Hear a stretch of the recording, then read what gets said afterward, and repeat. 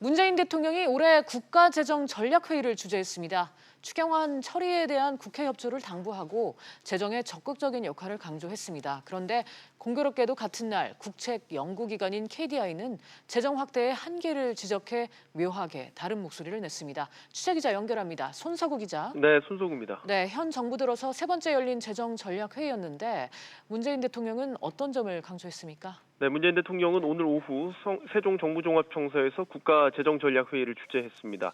문 대통령은 모두 발언 내내 재정의 적극적인 역할을 최우선 과제로 강조했습니다.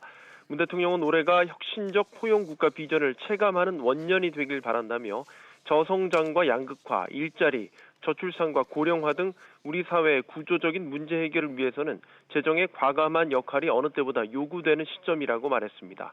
최근 경제 상황에 대해서도 긍정적으로 평가했는데요. 문 대통령은 저임금 근로자 비중이 역대 최저로 낮아지고 1인당 국민소득 3만 불을 달성하는 등 소득과 삶의 질은 분명히 개선됐다고 평가했습니다. 네, 추경안 처리에 대한 국회 협조도 당부를 했죠. 네, 문 대통령은 재정을 통해 단기 경기에 대응해야 할 필요성을 강조하면서 하루빨리 국회가 정상화돼 정부의 추경안을 신속히 논의해달라고 말했습니다.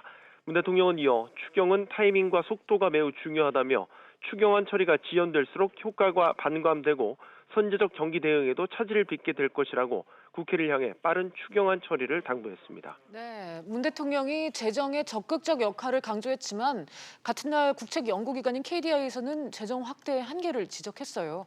논란이 되겠는데요. 네, 한국개발연구원 KDI는 오늘 글로벌 금융위기 이후 우리 경제의 성장률 둔화와 장기 전망이라는 제목의 보고서를 발표했는데요.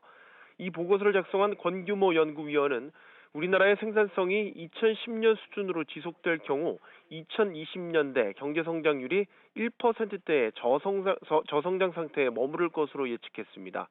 이 권 의원은 특히 최근의 성장 둔화세가 구조적인 요인이라는 점을 지적하면서 단기 경기 부양을 목표로 확장 재정 정책을 반복해서 시행할 경우엔 중장기적으로 재정의 부담으로 귀결될 가능성이 높아진다고 경고했습니다.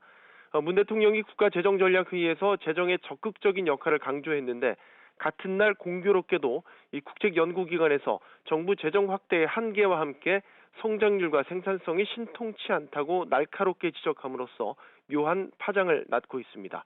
지금까지 SBS CNBC 손석우입니다.